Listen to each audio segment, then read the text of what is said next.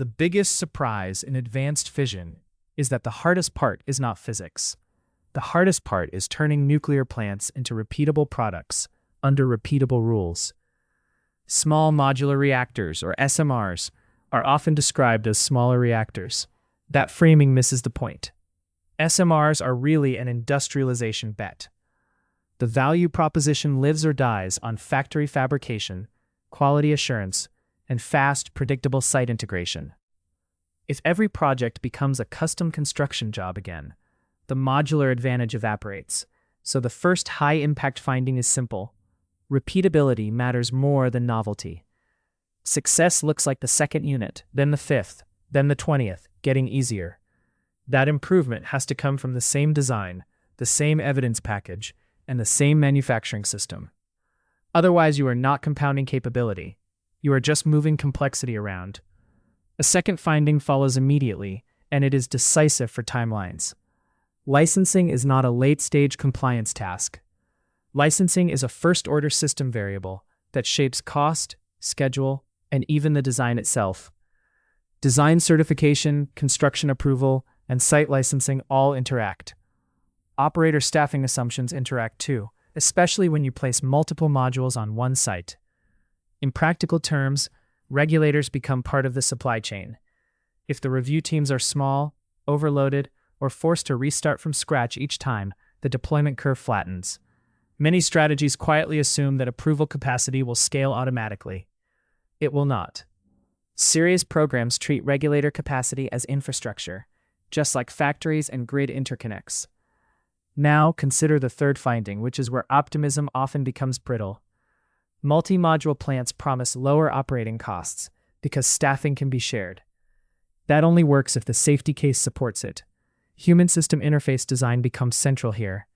Control rooms, automation assumptions, operator workload, and training requirements are no longer details.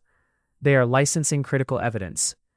A fleet model that assumes fewer operators per megawatt may look great on a spreadsheet, yet it can fail in the real world if regulators are unconvinced, or if operators cannot maintain situational awareness across many modules. One underappreciated risk is that a clever automation story can increase scrutiny, not reduce it. The system has to prove it stays understandable under stress. Fourth, it helps to separate two families of advanced fission because they scale differently. SMRs are largely an industrial delivery challenge. Fast spectral reactors are a different category. They are technically established as a reactor class, with sodium fast reactors as a central reference architecture. That means the core physics is not the headline.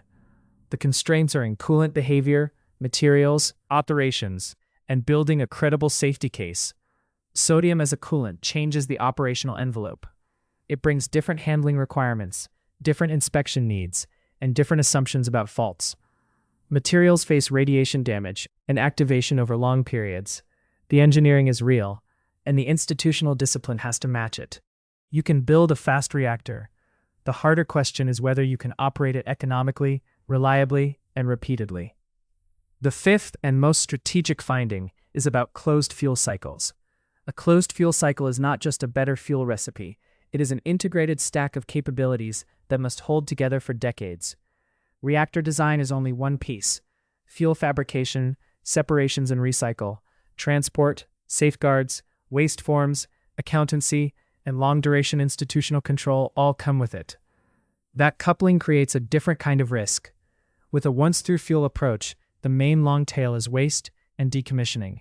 With recycle and closed-cycle operation, you inherit a continuous material management enterprise. Records must remain trustworthy. Chain of custody must be maintained. Safeguards capacity has to scale with the system, without collapsing under inspection burden. This is where governance becomes engineering. Closed cycles need auditability, designed into the physical processes. They need interfaces for inspection and verification. They need durable institutional memory, because the system lasts longer than careers, and often longer than political cycles. If those governance elements are weak, technical performance will not rescue legitimacy. From a capital allocation perspective, another insight becomes operationally useful. Separate reactor design risk from deployment system risk. A vendor's design can be solid, yet the project can still fail on construction execution, supply chain qualification, operator model assumptions, fuel availability, or waste obligations. First-of-a-kind uncertainty is not a rounding error. It is a distinct risk line that must be priced, financed, and governed. Financing structures matter because advanced fission is sensitive to schedule credibility. If your cost of capital is high and your timeline slips, the economics can break even when the plant would have been attractive on time. That is why bankable schedule is not a marketing phrase. It is a core technical deliverable, produced by evidence, process control, and institutional throughput. Supply chains are another quiet bottleneck. Nuclear quality manufacturing is not generic manufacturing with extra paperwork. It is a discipline of traceability, qualification, inspection, and controlled deviation. Serial production only compounds if the quality system compounds too. A defect pattern replicated across a standardized fleet is a unique and serious failure mode. Standardization increases leverage, both positive and negative. National pathways also matter more than many global strategies admit. Different jurisdictions have different grids, seismic profiles, water constraints, security environments, emergency planning rules, and workforce realities.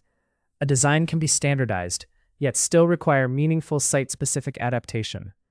The challenge is to reuse evidence without pretending every site is the same. International recognition of licensing elements could help, but it is a coordination problem, not a physics problem. Looking across time, the near horizon, from 2026 to 2050, is about proving that repeatability is real. Licensing repeatability, construction repeatability, and credible operating models decide whether SMRs are products or projects. In the mid-horizon, from 2050 to 2100, the winners are likely the jurisdictions that built mature regulators and nuclear quality supply chains early. Closed fuel cycles expand only where safeguards, fabrication, separations, and political consent stay aligned. Past 2100, the frontier shifts again. The dominant challenge becomes durability, material accountancy, waste stewardship, life cycle replacement of fleets, and institutional continuity become the real limiting factors. Fission remains physically plausible far into the future. Yet its role depends on whether long-duration governance can remain legitimate across centuries while competing energy systems evolve. So what should a senior leader take away today?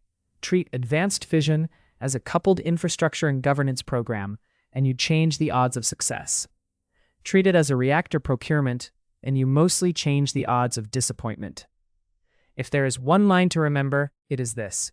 In advanced fission, the reactor is the machine, but the product is the institution that can build, license, operate, and audit it repeatedly.